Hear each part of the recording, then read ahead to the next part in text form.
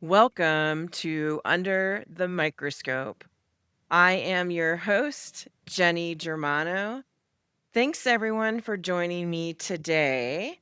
Today's topic is the high cost of compliance and launching a regulated dispensary.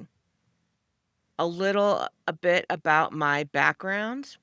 I got my start working in the cannabis industry in 2009, running and operating vertically integrated facilities.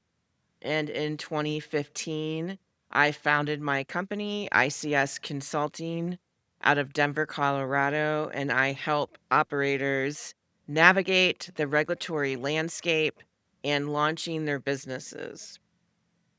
Today's topic is a really important one, and I'm going to talk about why it matters. First, I want to give a timeline for opening a dispensary. The reason behind doing this episode today is what I find when I help a brand new person launch a dispensary.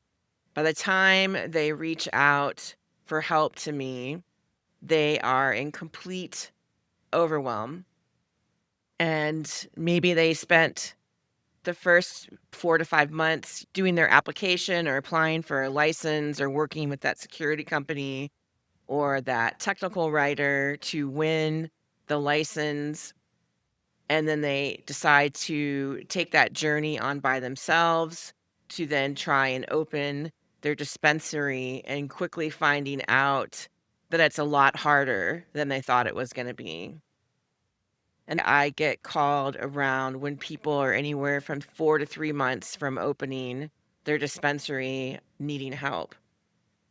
I would really like to bring up is that opening a dispensary is not as easy as it sounds.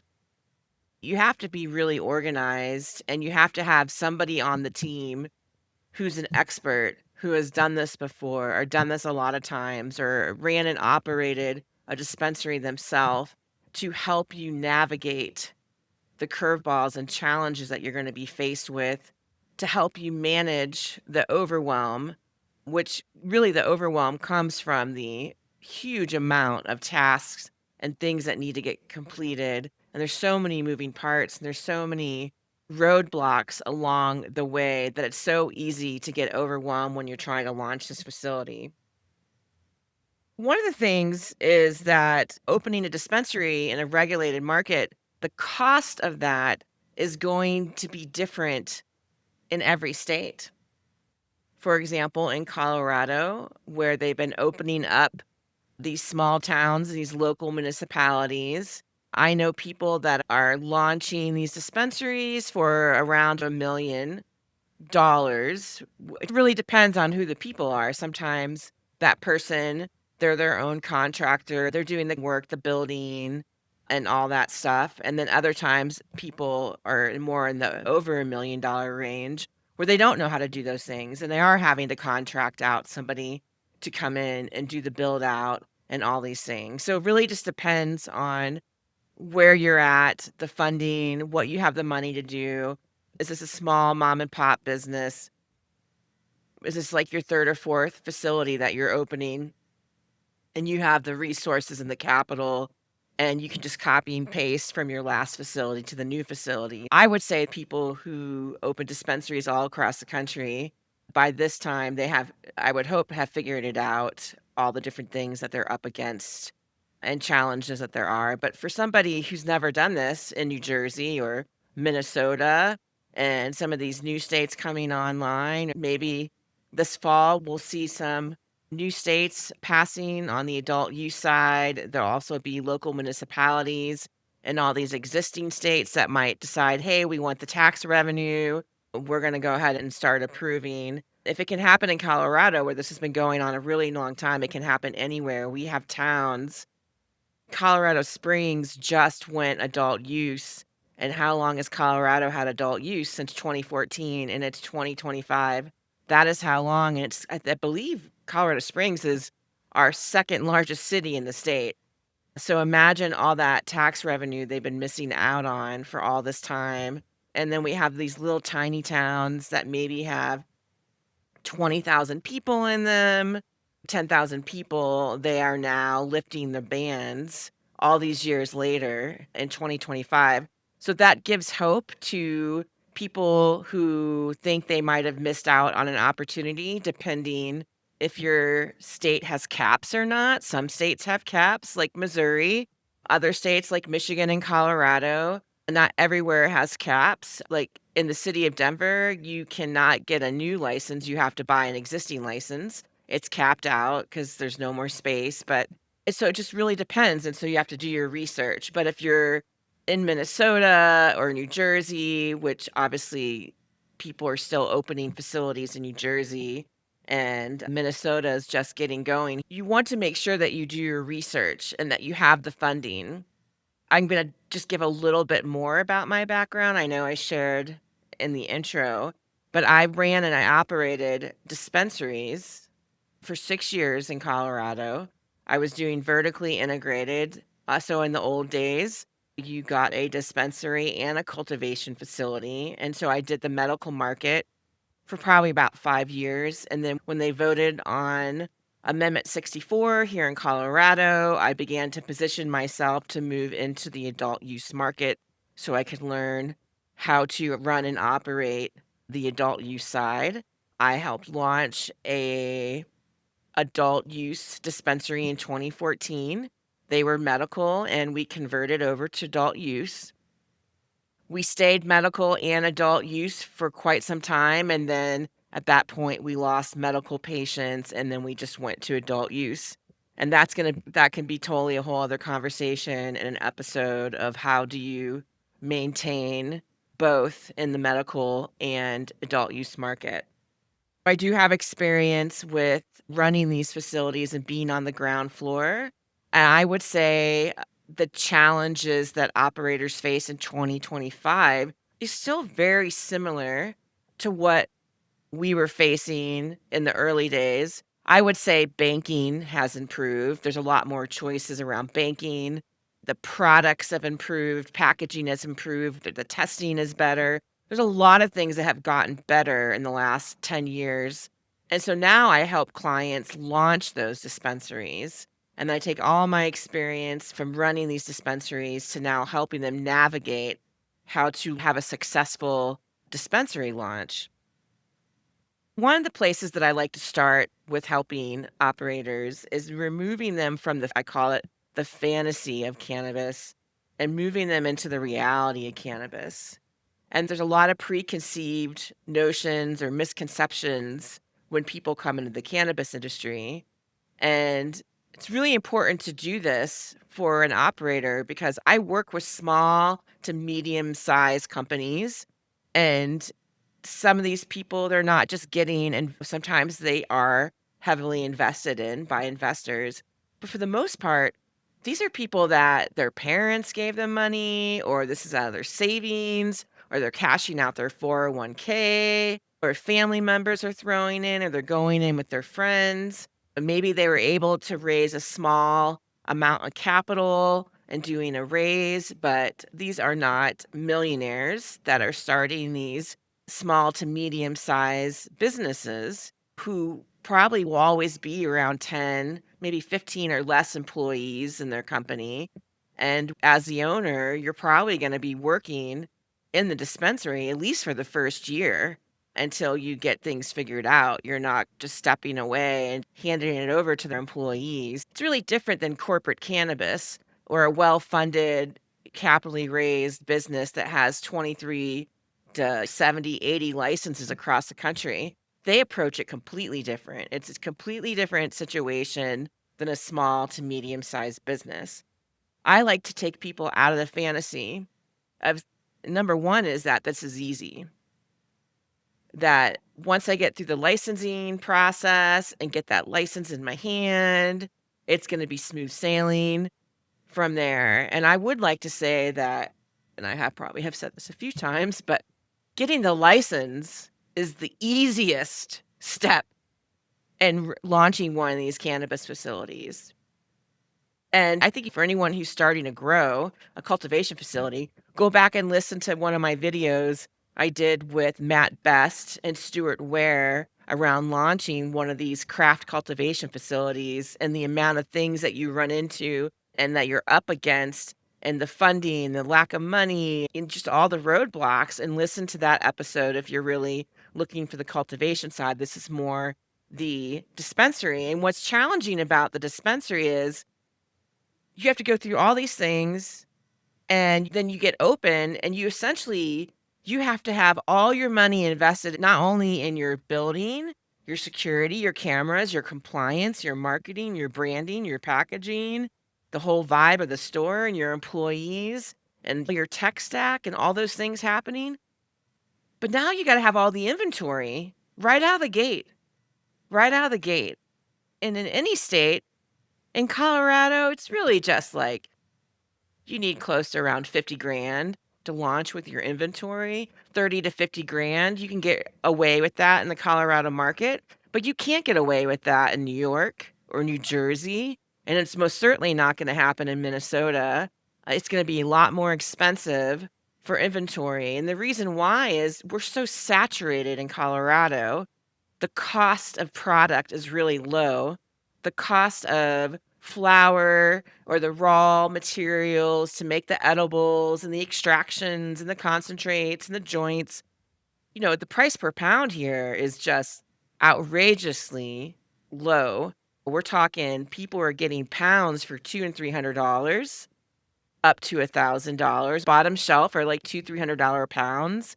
And I know people that are getting $600-$700 a pound, and it's some pretty good stuff. And then there's going to be more high end when we start getting into 1,000. I've seen as high as 1,600 in the Colorado market for pounds. But in these new states, the price per pound is going to be higher. You're going to have less people licensed in the market. The demand is going to be higher, especially just getting out of the gate. So it's going to cost more, and you're not going to have a lot of inventory on your shelf, depending on how many of these people get open by the time your store opens. And that could be a year-long process for you. But in the other markets, it's gonna cost more. The cost of living is higher. You go into New York and New Jersey, cost of living's different, the taxes are different, just depending on the rules and regulations and, what all your local taxes are gonna be. It is gonna cost closer to 75,000, 80,000, maybe even close to 1,000,000 depending on what you're doing to get inventory. And that inventory gets split into 2 categories around money. One, what is gonna be COD, cash on demand?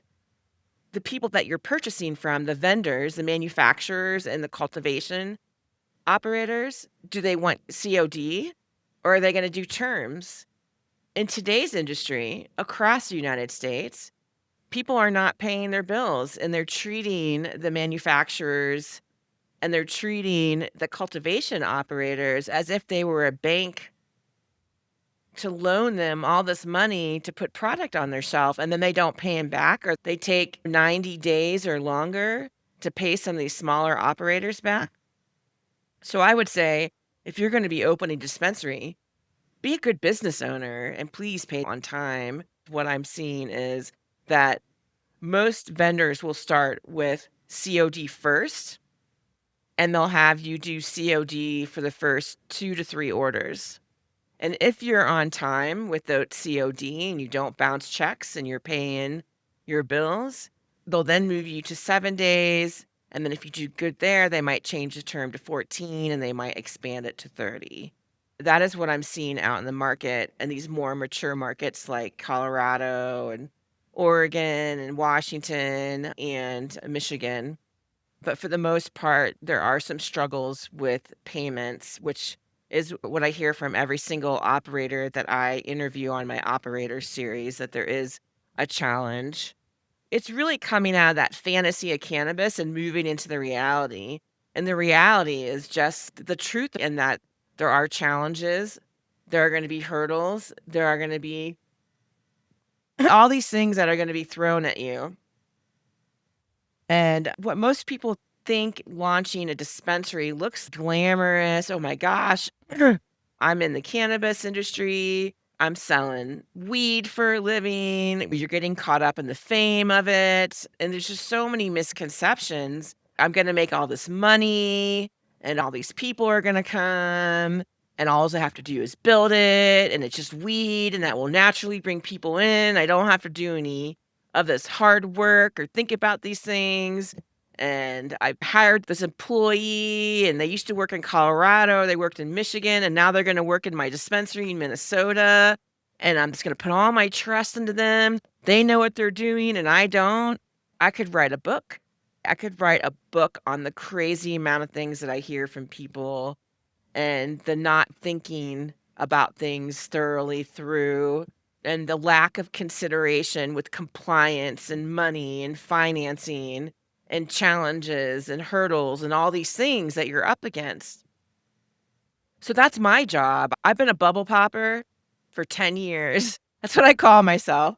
I'm the person, I come in and I pop people's bubbles for a living. When you're in compliance, there's a lot of bubble popping, and here's what the rule says. And for me, I'm a systems person. It's really about being black and white. And here's what the rule says. Here's what we have to do. So we have the framework, we have our rules and regulations, we have all those things that we have to comply with when opening a dispensary.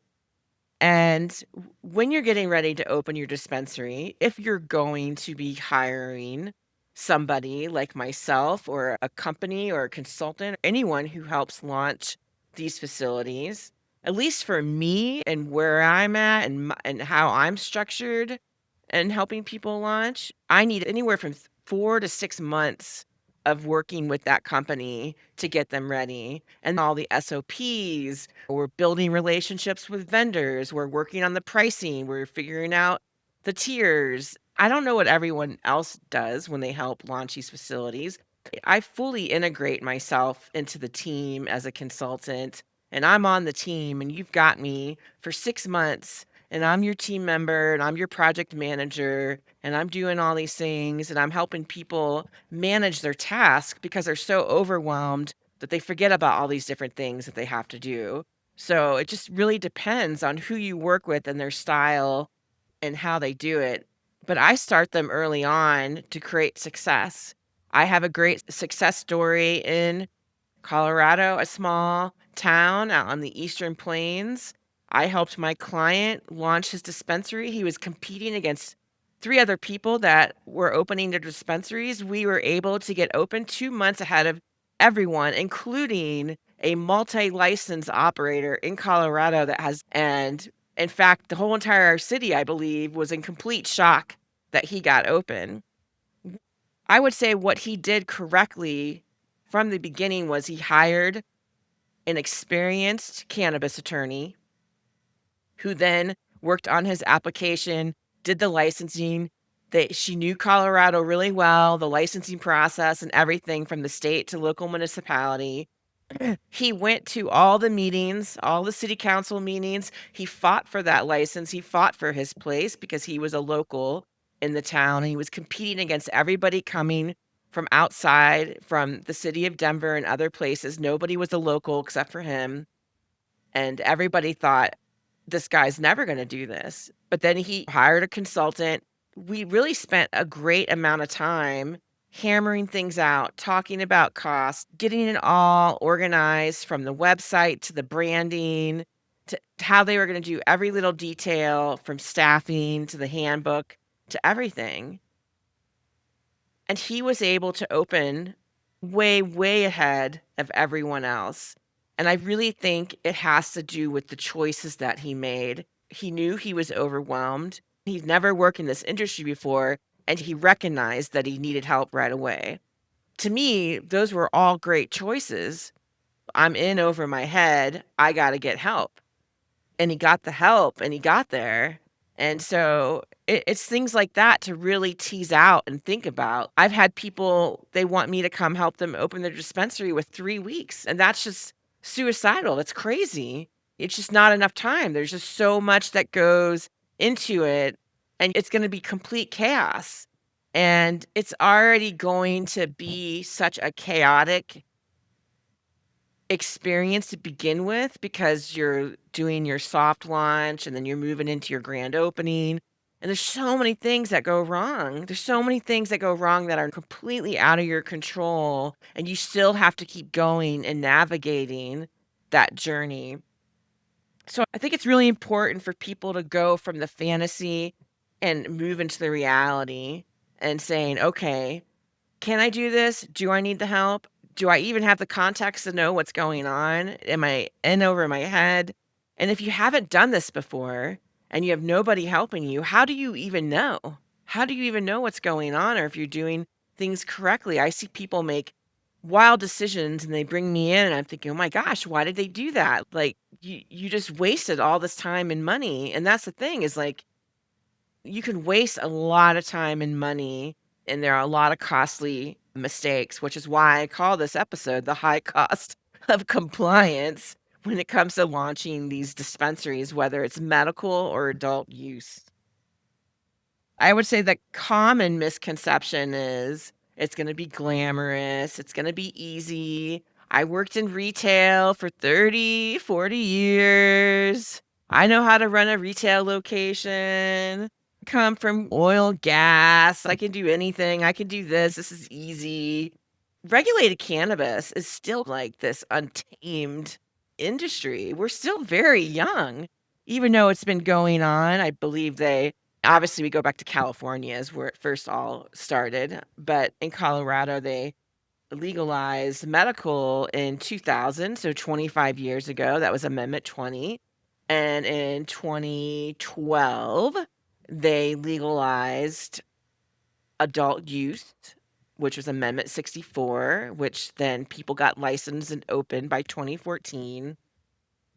I think people think they can get their doors open really quickly. A lot of the times, I have a questionnaire I give people and have them fill out, and when I ask them their opening date, to this day, and maybe this is different for everyone else, but I have yet to have somebody open on the exact day that they thought they were gonna open. I've had a lot of people say, "I wanna open by 4/20," or "I wanna open before Christmas," or "I wanna open before Thanksgiving," or Halloween, or all these things, and it just hurdle after hurdle, delay after delay, and it's nothing that they're doing. It's just there's things that like, you can't control the state, you can't control the city, you can't control them not showing up for your inspection or pushing your inspection back or delaying and wanting more information. You can't control those things, and then it pushes your timeline back. So, it's just really important to talk about the reality and that this is going to be the most challenging thing you've probably have ever done in your life, and this is gonna be the hardest thing that you've ever done in your life, and you may love it, and you may be passionate about the plant and all these things and all your whys and all your reasons and how cannabis saved your life or your parents or all these things and the miracle of cannabis that you've seen, but the reality is getting that dream to fruition is hard work, and it's not for the faint of heart. And it's a lot of work, and you need to have a good solid team to get everything over the finish line. Hidden startup barriers. I would say a lot of times around these hidden startup barriers, issues with capital. I've been on lots of projects where they've run out of money, spent all this money, hired all these people, all these contractors, and then halfway through the project, they burned through all their money and they had to just sell the license off and they never even got open. In some states, they have requirements with the license where you can't even sell it within the first year, and you have to be operational for the first year, which could really put you into a dangerous situation.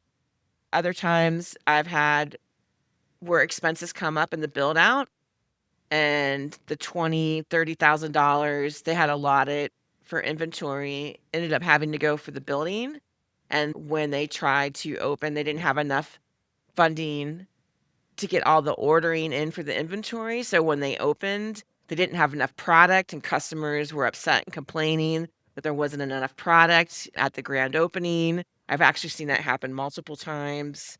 They underestimate the cost, even when you tell them, here's the money that you're going to need, here's what you need to buy, and you need to have all these things.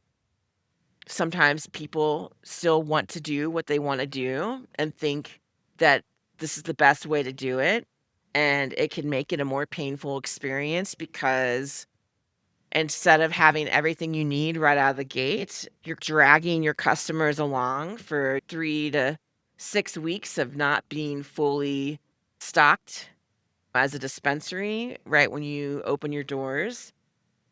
So there's lots of challenging security requirements. I see issues with security requirements where people say they're going to do this, all these things, and they have it on their application, they win the license.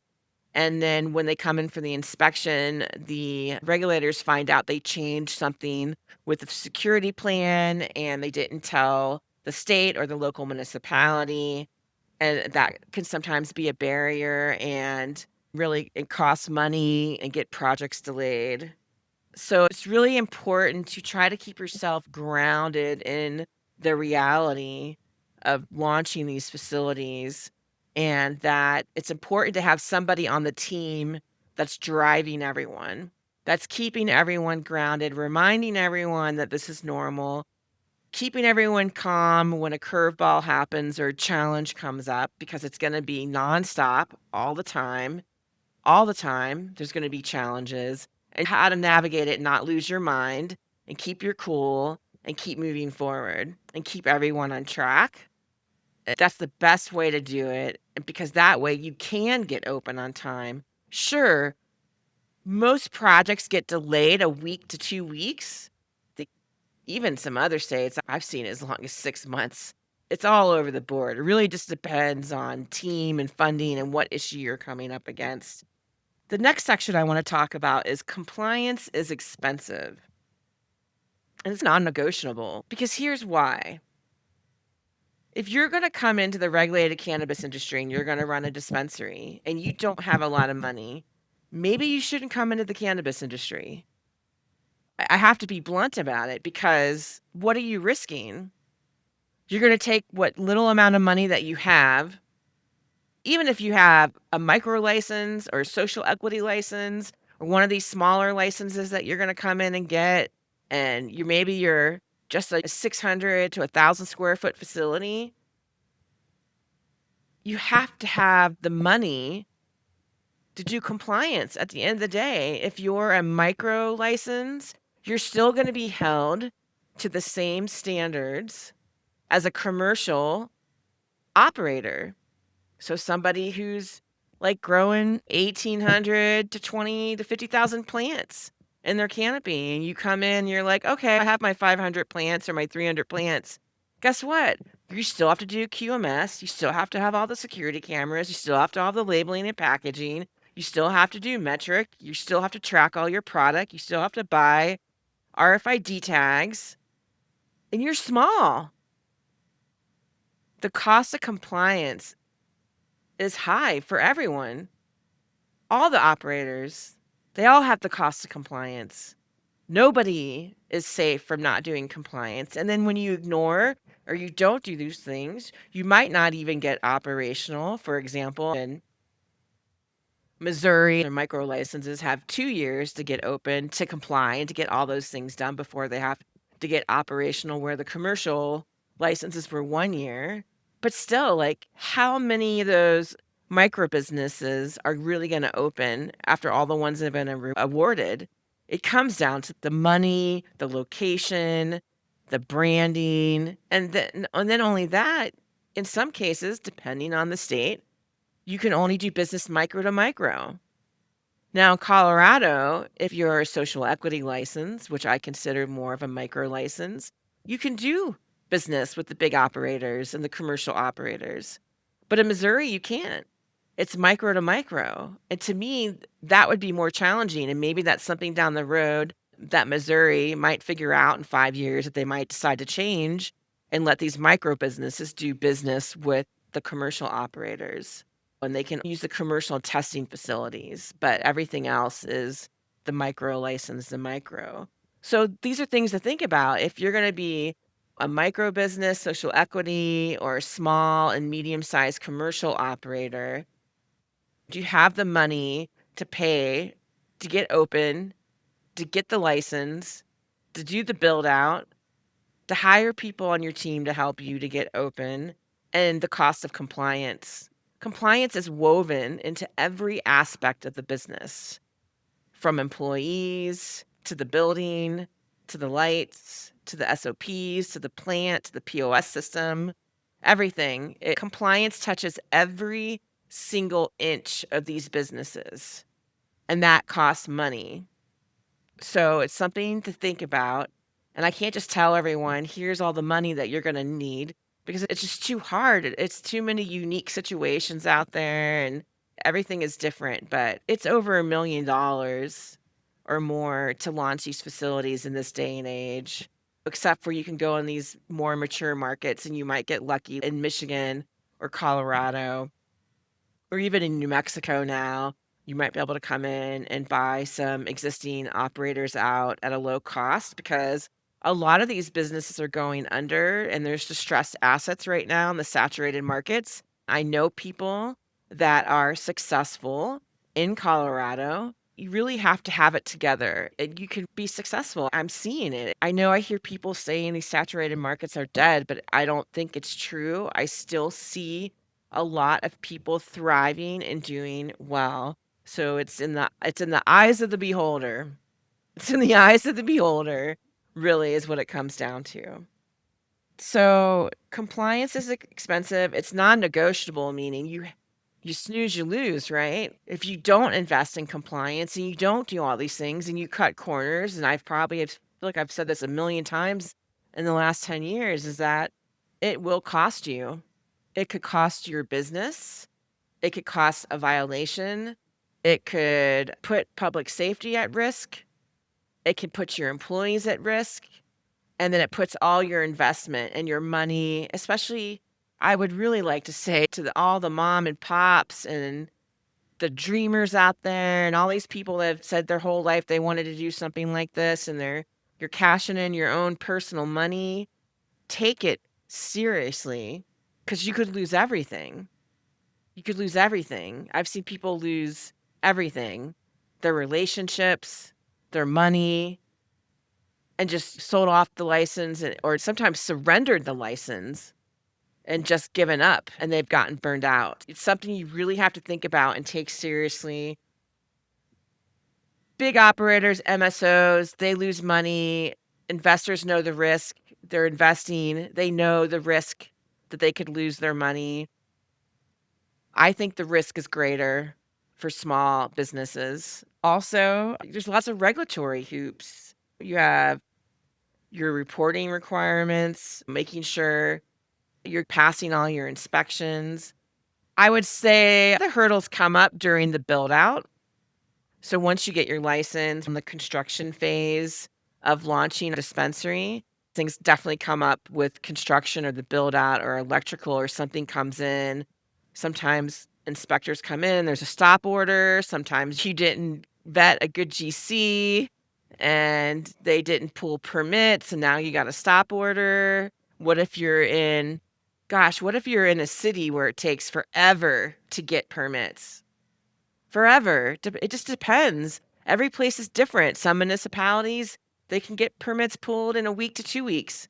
Sometimes, like, it could be months to get permits pulled. So that's the kind of stuff that you need to understand. That's why you go to these city council meetings and you find out the process and you vet everyone that you're subcontracting out to help you get open. So yeah, there's all kinds of things like that in the construction phase. And then when you're getting ready to get your final inspection, once you've passed all the construction, like electrical and drywall and all that stuff that you have to go through, when we get to the last part of your inspection card, which is where maybe the police department and the fire department's going to come through, really depends on your town. Everywhere is different. Some states, they will assign you a compliance officer. I believe in Missouri, they call them compliance officers. Here in Colorado, we just call them the MAD, the Marijuana Enforcement Division. They get assigned regions of the state, and they'll have that MED agent, and then that MED agent will have other MED agents that work under them that kinda go out, and they typically they don't come and do an inspection for you to get operational. They wait for you to get open and operating, and then they sneak in on you. They don't schedule appointments. None of that stuff happens in Colorado. Like, in Missouri, they were, like, scheduling appointments and coming out, and you're working with your compliance officer. That's pretty typical in a new state. Once you get to the mature part, and I did that in Colorado for adult use in 2014. They were there opening day on January 1st, 2014, shutting everyone down because they weren't in compliance, and then everyone had to reopen, but it's different now. We're in 2025. So every state is different, just remember that, and make sure you read all the instructions, how they're gonna do it, attend all the meetings that you can, and read over all the F&Q on the websites, and just really educate yourself on how that municipality or state is handling it. So then you have your inspection. So here's another kicker that dispensaries don't think about. One, you can't order your product until you have your license. So let's just say, for the most part, everyone right away always gets the state license.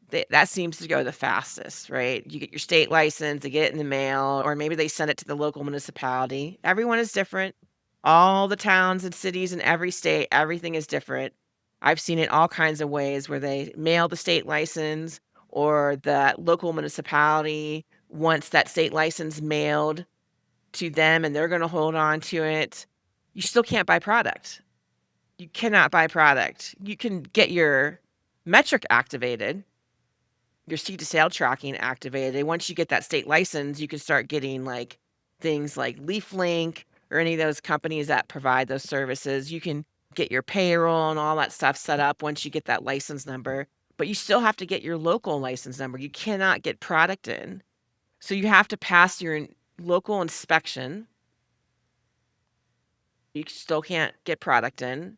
So they're coming in and they're looking at all your cameras, and they're walking through the building, and they're walking through with the diagram, and they're looking at the diagram, and they're making sure everything matches what's supposed to be on the diagram and that you sent in with the application.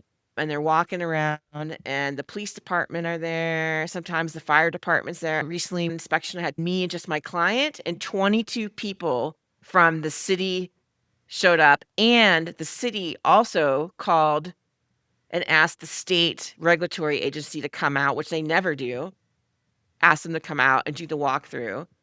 And the great thing is there was nothing to look at because there was no inventory. It was just a building and cameras and doors and signs and a vault. That's it. There was nothing to look at. We had nothing in the store yet. And so you're going through and getting that inspection. Then you do the inspection, and they walk out and they leave. And sometimes they don't just give you the license right there in that moment. They say, okay, we'll reach out. And they go back to their city government building, and it could be a week. It could be 2 weeks, depending how they do it. So you're sitting there, you're ready to open. You've got your employees ready to go to work. You've got vendors reaching out left and right to you because you engaged with them, and they're like, can we send you samples? Can you do an order yet? You can't do anything. So you're trying to get all your training done and making sure your SOPs are done, and you're making sure the store is ready to go, but you still have no product. Then finally, a week or 2 weeks later, you get the license. And now you can order product, but this is like drinking from a fire hose. That's why I say opening a dispensary is so challenging. You are literally going to drink from a fire hose, because now that you got your license, it's like pandemonium, total chaos, total complete meltdown, overwhelm, alert that happens in this moment. Because now it's holy cow, I gotta spend the next 15 hours calling all my vendors, placing orders, and depending on when you put the order in, Because some people only deliver Tuesdays and Thursdays, Mondays and Wednesdays. They don't deliver on the weekend. What if you got the license on a Thursday? You're not going to get product until next week. You're not going to open. You're not going to open. And so then that gets pushed back. And you're desperately trying to get all this product and manage all your deliveries and get it all in. But here's the next piece. You then have to get it all into your POS system. And those POS companies that say, oh, we just bring everything over from Metric, don't be fooled by that. Yeah, it's integrated into Metric, but you still have to do data entry in your POS system. You still have to create the product in the POS. And let's just say you have 800 SKUs.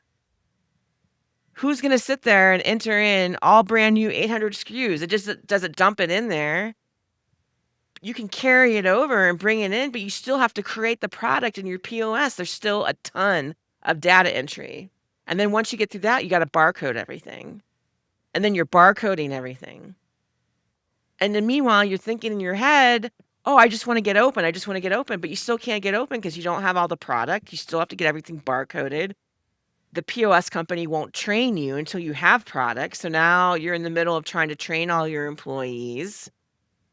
And so these are the challenges that a new person is up against, not an existing operator who's copying, pasting, already has a POS. They could just like transfer product from their other facilities. They're already in Metric. They already know what they're doing. It's not as hard for them. It's way harder for somebody who's brand new and has never done it before. And so that's the challenge. Like the minute you get that license, you are drinking from a fire hose. That's why I always say it's way harder once you get the license. And dispensaries, like grows, like you're like, I'm growing plants for 6 months before I start harvesting and or doing whatever. It's going to be 6 months before we're packaging. For dispensaries, it's like crazy town. Let's get open. Let's get operational. So here's the thing. Always have a soft opening. Always. Because there's about 50 things that are going to go wrong the first day, first week that you open. And I am telling the truth here. You will spend the next 2 to 3 weeks putting out fires. Things are going wrong. Things are falling apart. Things are breaking. The POS doesn't do what it's supposed to do, or your computers are shutting down, or something's going on with Metric, or somebody did data entry incorrectly, or somebody did something incorrectly in the POS system, and this stuff's ringing up at the wrong price. And oh, I just sold that guy just got like the most expensive vape pen for the cheapest price you ever could imagine because the employee rang him in correctly or it was the wrong barcode. And so like you have to work out the kinks. You have to spend 2 to 3 weeks working out the kinks, doing the soft opening, and then do your grand opening. Because you don't want to have all that stuff happen during your grand opening. And things will happen. I am 100% completely a firm believer in this. I have not only experienced myself as opening and running dispensaries, but I experience it every time I launch a dispensary with a client. That's why I'm the project manager, because I have done this before and I can keep people calm and remind them that this is normal and keep everyone on track because it gets very overwhelming. And then when you're drinking from a fire hose, you cannot pay attention to everything that's going on. You just cannot. And so it's really important to remember that compliance is number one, and you have to invest in it and you have to make the time, and that these delays and just the dispensary is a whole other animal. It's not like a cultivation. It's not like a manufacturing facility. It's really different because you're open to the public. I would say 90% of what I found is customers, they're pretty good about understanding, "Oh, okay, you just got open. I understand everyone's learning. I understand that you don't have all the product in." But they'll typically give you about 3 to 4 weeks to get your act together, and if not, they might just go somewhere else. So, you just want to not let it linger so much. I think I gave some pretty good examples of how mistakes can cost time and money, not being properly trained, making sure that you have that soft opening. And there's a huge like document section just around managing the whole project, but that should come from your project manager. Every project manager is different. I have the tools that I use to help project manage. But if you're not going to hire somebody on the team from the inside, they need to be a project manager and they have to be organized. You have to be organized because the operators, it's going to be challenging for them to be organized because there's so much going on. They're so overwhelmed. So it's important for that project manager to be organized. So the next piece is building the right team. You have the team to help you get operational. Now you want to have the team that helps you operate the facility. One thing, you have to vet your staff. You have to make sure that employees are not overinflating their value or their experience. I recently had this happen to somebody where they believed this person was a manager and found out quickly didn't know how to manage because the bleep hit the fan and couldn't handle it and didn't know what she was doing and began to shut down in the process. And I understand it. Like, people want to get a job or they want to be a manager or they think because they were a lead or shift lead or something like this in the dispensary, it gives them the idea, oh, I can run this dispensary in my sleep. But you have to remember, as an employee, they might just know the ins and outs of the dispensing room, and that's it. And they might know it by the back of their hand when it comes to checking IDs and working with people and selling product. But once they get beyond that, they're out of their lane. Make sure you're vetting whoever you're making the manager. I say, as an owner, you should be the manager for at least 6 months. You should be opening and closing and not let anyone be a manager until you see their job performance over those 90 days, making sure that they are who they say they are and that you're not getting screwed over as an operator. So you really need to know every single in and out of your business. One of my clients, he is in the middle of learning everything about his business. I am so proud of him because I wish everyone did it like this. He's learning every single nook and cranny, and he's really getting it down. And that way now he can hold his team accountable because he knows what's going on, and he's not from the cannabis industry. So as an owner, you should learn every single inch of it. So that way, when you finally can step away in 6 months to a year and let the manager take the reins, you can pop in at any moment and know exactly what's going on because you did it yourself. It's really important by building the right team, having the right systems in place, and everyone needs to follow the rules. Every employee has to follow the policy. Nobody is above the policies and rules and regulations that are set forth in your business, and you have to enforce it. If you don't enforce it, nobody will take you seriously and they're going to walk all over you and they're going to take advantage of you and they're going to put your business at risk. You work in a regulated industry, and so you are a high risk business. If you have an employee that goes rogue and doesn't listen, those employees need to go. No matter, even if they're related to you. They're related to you and it's family, it doesn't matter. They need to go. You're in a high risk industry where you're under the microscope, hence the name of my podcast, why I called it Under the Microscope. You are being watched. You're regulated. I don't care if they say regulate like alcohol. They do not treat us like the alcohol industry. It's triple the amount what we do in the cannabis industry. They don't have to do the things that we do in alcohol that we do in cannabis. But it's what we did to get legalized, right? To have adult use. We said regulate like alcohol, but they overregulate us. So you're under a microscope. That's what you signed up for. Everything you do is being watched and being looked at and being checked.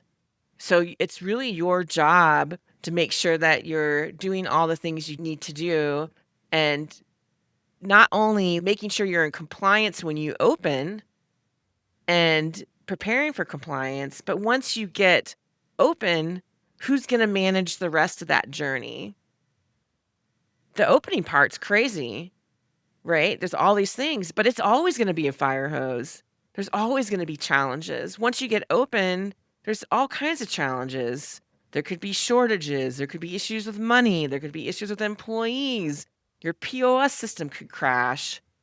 You could have somebody who made a compliance mistake, or somebody serve somebody with a vertical ID. Say no to the vertical ID. It will save you from getting caught up in sting operations. Do not take vertical IDs. I would avoid them at all costs. They're not following the SOPs and all the training, and there's just a lot of things that come up. It's very hard. And I know I say this over and over again, and I don't want people to feel like they shouldn't do this. Every choice that you make in your business, there is a compliance consideration attached to it, from the build out to getting ready to get ready, to the soft opening, to the grand opening, to running it beyond however many years you're going to do this. Compliance is attached to every choice in your business. It's really important to have, like I said, project management. You have to navigate the overwhelm. You have to be organized. You have to have systems. You need a project manager to help you launch your business. You have to have somebody managing all the moving parts and pieces, that they know what's going on at all times. Or it's going to be so hard that you might give up and not even get open.